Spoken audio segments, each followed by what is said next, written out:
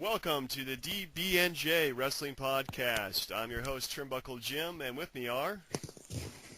Hey, you got Chair Shot Donnie with you.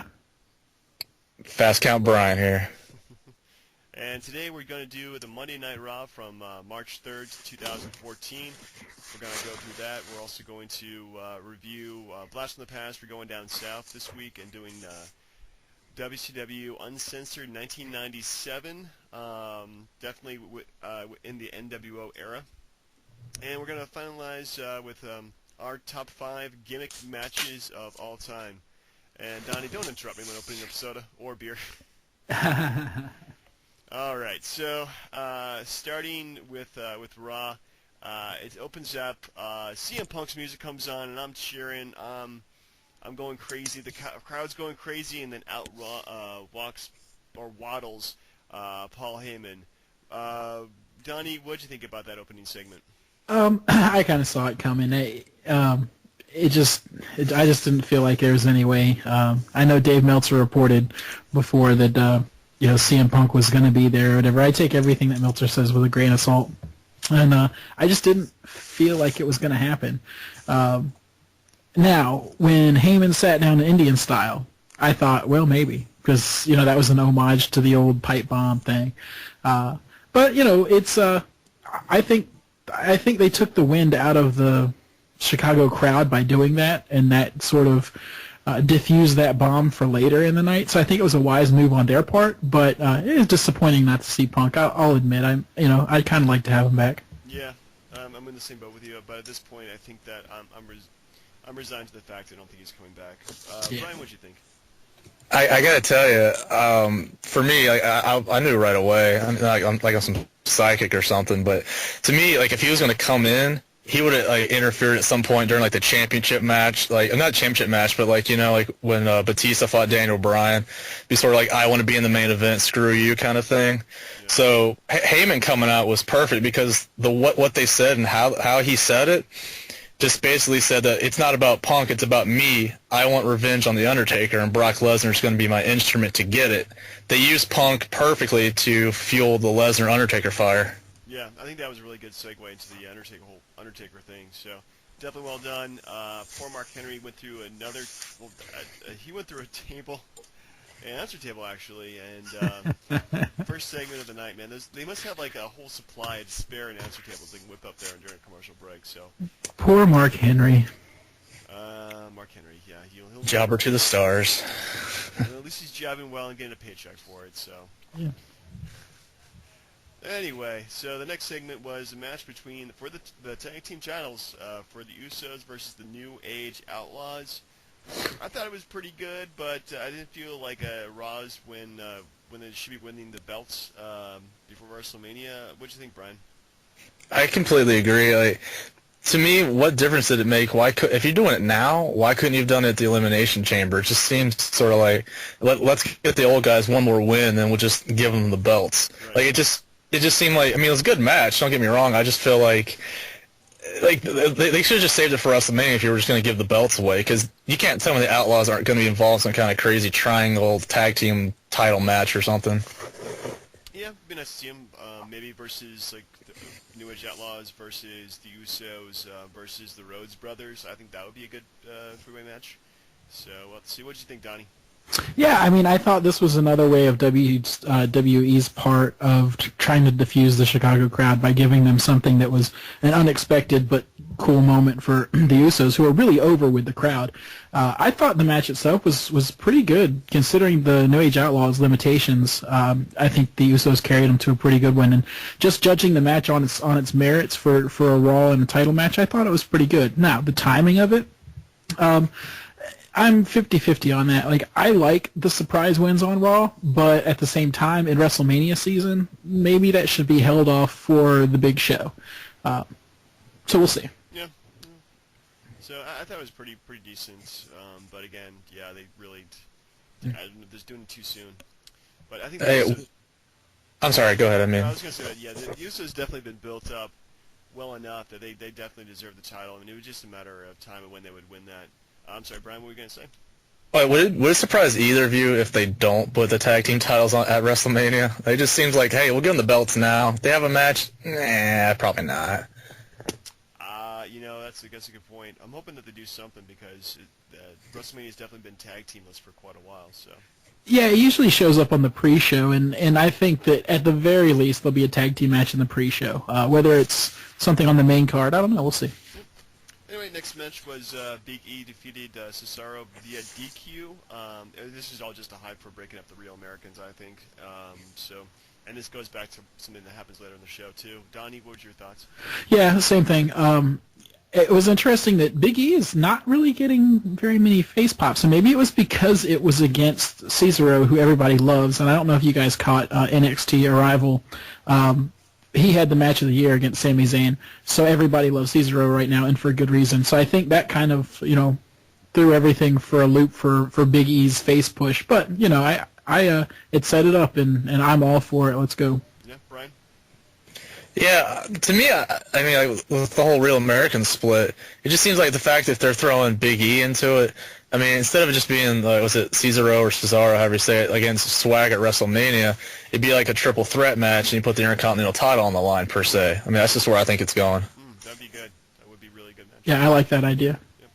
Yep. Moving on, we have Shield versus the Wyatts, Part 2. I think this is Part 2, right? Am I right about that, guys? Yes. Okay. I watch wrestling. I should know this. Might even Part 3, but I think it's 3-on-3. Yeah, I think it's Part 2. Part 2. Yeah. They almost fought on SmackDown last week, but they kind of canceled that at the last second. The Empire Sorry, SmackDown reference, my bad. Well, I think they definitely did a good job in this match. The whole Shield breakup is inevitable at this point, with Reigns walking out of them and the Wyatts just taking over and defeating via pinfall to Ambrose. What were your thoughts on it, Brian? Just the same thing. I mean, if it was anything but the Shield breaking up, I might see them getting thrown a bone and winning. But I mean, it's all about setting the Wyatts up to look good so he can fight John Cena. But and I read a lot of the stuff on the sites about what people say about these matches, and I kind of tend to agree with what people are saying about Bray Wyatt. He's a really good wrestler, but do you guys think he gets sloppy and he could hurt somebody at some point? Yes. Yeah, I think we talked about this before. He's going to kill somebody. Yeah, that worries me. And I forget, was it Rollins or Reigns that walked out? It was Rollins. Rollins. Roman Reigns walked out, nobody. Right. Yeah, that's what I was thinking. It was more just hey, I'm tired of being the peacemaker. I'm done. I give up. Yeah. So I think those guys are definitely up for splitting, but it was a fun run when it lasted. Brought me back into wrestling. So overall, I'd say it was pretty good. Don, anything else you want to add to this? Oh, just A+ segment, and Seth Rollins continues to impress me as the emerging star of the Shield. I was surprised that he was the one that walked away. That kind of was oh wow, I didn't see that. I thought it was going to end up being Roman Reigns just kind of ditching Dean Ambrose. So that was unexpected, but I like how they're going with him being the glue that kept it together. Yeah, let's go. This is awful. Okay, so Okay, quick question. I'm sorry. When's the last time? Does anybody remember the last time Dean Ambrose defended his title? He has a belt? I think so. Champion of the United States. I think it was against Mark Henry, I think, earlier this year. I can't remember.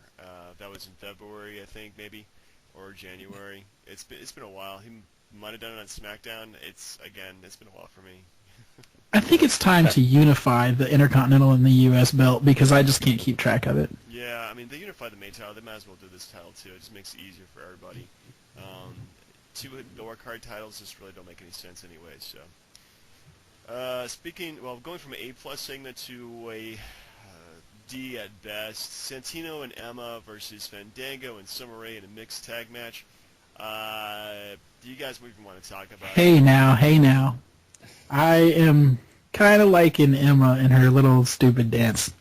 And once again, I watched NXT Arrival, and she had a fight against Paige, and she really impressed me. So I think that this match, for being a Divas match, it was better than the other Divas match. I don't even count. I mean, I didn't pay attention to the fact that Santino and Fandango were even there. I just watched it as a Divas match. It was pretty good. So Emma is winning me over. Okay. All right. Donnie has got a new girlfriend. Brian, what do you think? I don't know. I mean, I'm all for these guys getting as much time on TV as possible, but for me, I just don't care what they do. I don't. I'm sorry. That's really all I got. It's good that Fandango and Santino are on TV because people need that comedy relief kind of thing. Because that's all Santino is to me. It's just comedy relief. But I just don't see where this is going. Yeah, I think it's just they're just to introduce Emma, maybe have her feud with Summer Rae, get them both over. I don't know. Anyway, moving on. We have Sheamus versus Christian, defeating him via pinfall to the relief of the crowd. To me, I thought this was a great match. I think they were doing an excellent job. They wrestled before, but the crowd was not buying it at all, and just chanting a lot of, I thought, inappropriate chants. So, boo Chicago for crapping on this match. Yeah, what did you think, Brian? Yeah, I mean, I completely agree about the chants, but I mean, it's pretty odd. I mean, to me, I think that they're just setting this up to have Sheamus and Christian at WrestleMania because not just for the match, but what happened after when Christian attacked him. And I know they showed the pictures of, like, you know, the gash, I think, that Sheamus had. Yeah. So he got messed up pretty good. So I think they're setting that up for a good WrestleMania match, which they're always entertaining in the ring together. So I'm looking forward to it. Yeah, me too. Donnie, what'd you think? I mean, if you're going to yell that it's, you know, this is awful, it should have been during the Santino Fandango thing. Yeah. Christian and Sheamus deserve better treatment from fans, especially Christian. You know, it's just a shame that they crapped over it because those two have a lot of chemistry in the ring, and it wasn't anything new from either of them, but it was still good. Yeah, I thought so too. So next segment was Bella Twins versus Alicia Fox and Oksana. Speaking of awful. Yeah, just train wreck. Brian, is there anything you want to contribute before we move on? Yeah, just real quick, not about the match. I could care less what happened there, but I'm surprised they haven't played up an angle. If they're trying to do like you know, like realism or like, you know, show all aspects of like people's lives now with the whole Total Divas show or whatever it's called, why not just blatantly have the Bella Twins turn heel and be like, you know what, we have our jobs because of the boyfriends we got, deal with it. And they get over tremendously just by telling the truth and being booed out of the building. Yeah, the thing is though, like, everybody loves Daniel Bryan, and about 50-50 on Cena, so if you had him turn heel, that would really just kind of hurt those guys, so I don't think it would be a good turn, to be honest with you. Understood. All right, moving on. Speaking of Daniel Bryan, we have Daniel Bryan confronting Triple H and Stephanie McMahon, the Authority. I thought this was an awesome segment, and if CM Punk was going to come down, this would have been the time. But I think the mic work that they did, actually a lot of mic work for this Raw, surprisingly enough. I thought it was great. And Daniel Bryan is definitely over in the wave of the future. What do you think, Donnie? Okay. At the start of this segment, before they went to commercial break, they said, up next, Daniel Bryan versus Batista. They did. And when they came back, Daniel Bryan came to the ring, so I was like, holy crap, they are going to go 1 hour tonight. Batista's going to die. And it turns out that it wasn't. So the whole time I'm wondering, like, what is going on? And then when Triple H says, get out of my ring, go to the back, it's like, well, I guess they're not having the match unless he just wants them to go back for 5 minutes and then come right back. So that threw me off. I thought the segment was great. I think Triple H is awesome on a microphone. He's witty as anything, and I think it's lost on most wrestling fans. But I dig it, and yeah, I thought it was another A+ segment for this Raw. If you can see where my grade is going, I loved this segment. Cool. Brian, what did you think? To tell you the truth, like, sometimes Triple H does do good promos, but it's hard for him to speak when his words can't escape past his gigantic nose. I can't help it. I'm sorry. Yeah, no one's made reference to his nose in years, and it's a shame. But the fact that he cut his hair, you can see it that much worse now. But anyways, like, I mean, to me, like, I know they're building up towards a match for those two, but it just drives me nuts. Like, you want your opponent you want people to think that your opponent has a chance. And if all they're going to do week in and week out is Triple H and Stephanie say that he's not a main eventer, he's only a B+ player, at some point it's sort of like, well, why do I care that he's fighting Triple H? So, like, they need to just stop beating him down. and just give them a chance. That's all, and I think that's what this match is going to prove. And I'm just tired of hearing them say the same stuff over and over again. Cool. All right. So next segment was Alberto Del Rio with Aaron Paul. Actually, Alberto Del Rio versus Dolph Ziggler with Aaron Paul. Breaking Bad's Jesse Pinkman.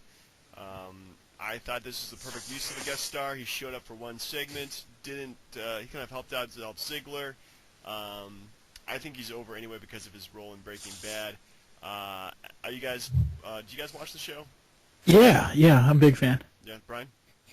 I don't really have time to catch it, but I mean, it's on Netflix now. It should be, so I should be able to check it out. Anyway, it's an excellent show. I loved it watching this past year. I had the privilege of actually watching it. And I'm hoping that Bryan Cranston shows up for when Godzilla debuts to prop up that movie. That would be great. That would be awesome. So what do you think, Donnie?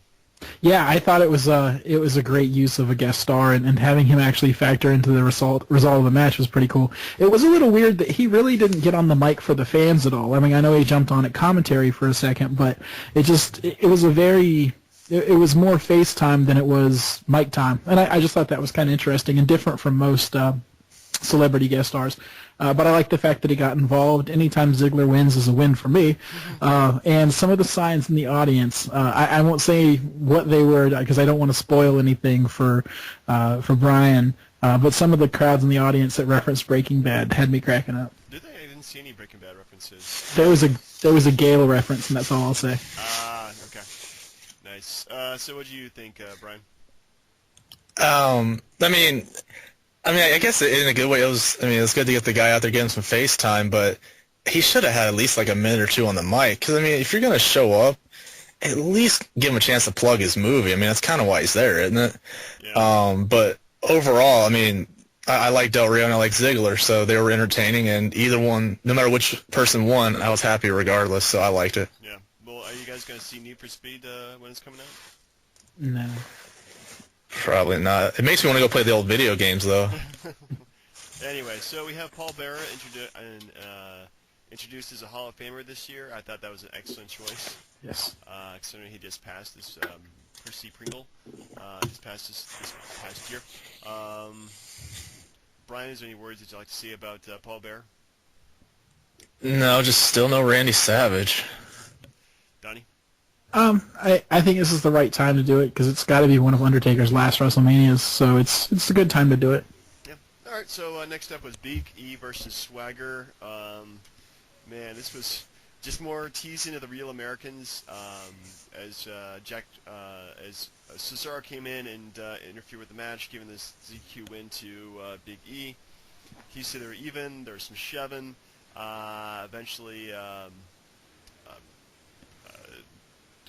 remember the guys. Zeb Coulter's got them to hug it out, which I thought was hilarious. Yes. What did you think, Donnie?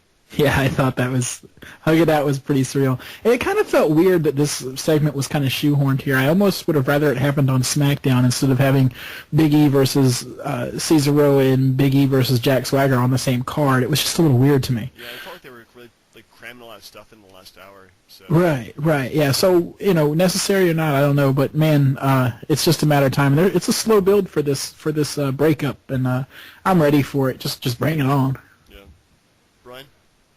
Yeah, I agree with what you guys are saying. Except for me, if they're going to do it like this, if you're going to tease the breakup and not include Big E at some point down the line, like I was saying for the future match, just have the matches be back to back, and that way it puts Big E over big time. Those two guys can feud and interfere with each other's matches right away, and then you're done with it for the rest of the night. Yeah. Anyway. Do you think they're heading toward a triple threat there?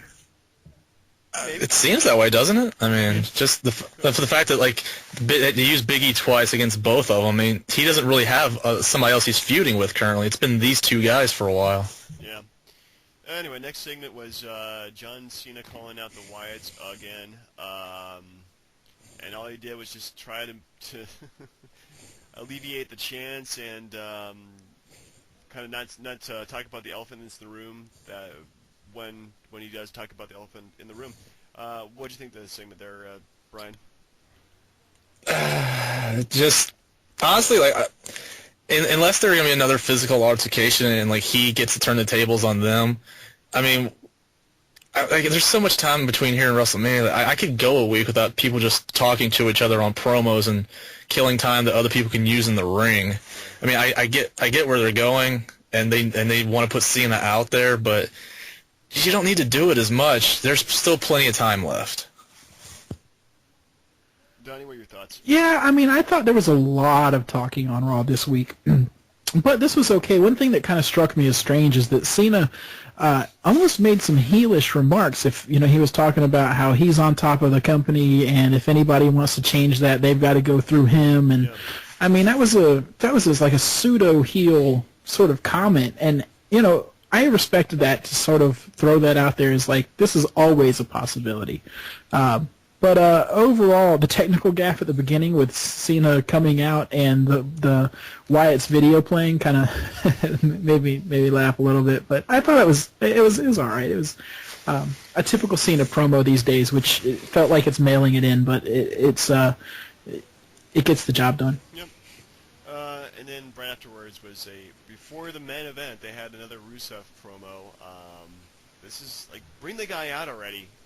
This one even more confusing because he comes out there and stands on a platform, and he had a hot blonde just talking up about him, and just come on, bring him in, have him wrestle. I thought he looked great at the Rumble. Let's see him soon. Do you think that he's gonna actually amount to anything? Like, do you see anything? I see him as almost like a new MAGA. He'll come in, he'll destroy people, he'll do one big pay-per-view, and then he'll kind of go away. Yeah, we'll have to see how it's built up. You know what this reminds me of? Like, just out of the blue, this thought just came to me. Like, do you guys remember? It's like Royal Rumble '93. I mean, hit the Wayback Machine, but like when Bobby Heenan went down and introduced the narcissist Lex Luger. Anybody remember that? Like that whole thing where like Luger was just posing and Bobby Heenan was just like selling him like he was worth like $10 million, that kind of thing. And it was just a horrible gimmick, but I hope this guy is better than what I see him being, because I just think he's going to end up being a jobber to the stars once Mark Henry's gone. Yeah. Yeah, I see that. We'll have to see. So the last segment was Daniel Bryan versus Bautista, defeating him via DQ when Randy Orton came out and interfered with the match. I thought this was okay. It definitely gave more heat to Bryan. I'd be stupid surprised if we didn't get him involved in the main event, because it's right now Batista versus Orton, and everybody just hates those two guys. Bryan, what are your thoughts on that? To me, it showed that, like, I think they're going in a different direction. Like, with Bautista turning into a heel again. It seems like, to me, because you saw when Batista threw Daniel Bryan into Orton, yeah, that was you would think that would be the point where Orton would go after Batista, his WrestleMania opponent. But he starts beating down Daniel Bryan, which makes me think he's either they're A, trying to make people believe he's afraid of fighting Batista, or B, I want to keep beating up Daniel Bryan to make Triple H happy. But either way, it just seemed like, just go after Batista. Everybody hates him. Just get it over with. Yeah. What do you think, Donnie?